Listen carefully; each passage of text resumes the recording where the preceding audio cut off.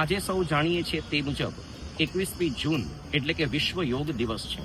આજે વિશ્વના તમામ દેશોની અંદર લોકો યોગાસન કરશે, ભારતીય સંસ્કૃતિ અને સનાતન ધર્મનો મહિમા સમજશે. એવી જ રીતે અહીંયા અટલાદરા, વડોદરા BAPS સ્વામિનારાયણ મંદિરમાં પણ આપણે જોઈ રહ્યા છીએ તે મુજબ અત્યારે સવારના પહોરની અંદર સંતો અને બાળકો ઘણા બધા અહીંયા યોગાસન કરી રહ્યા છે. હથેળીઓ સામાન્ય રીતે જમીનને સ્પર્શે ત્યાં સુધી આગળ નમો.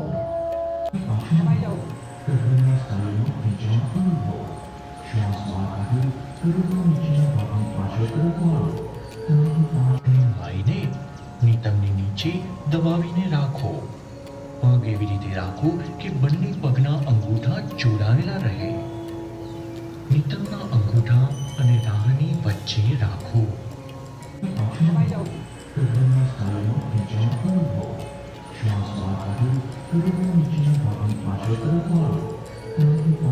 ભાઈને નિતંબની નીચે દબાવીને રાખો.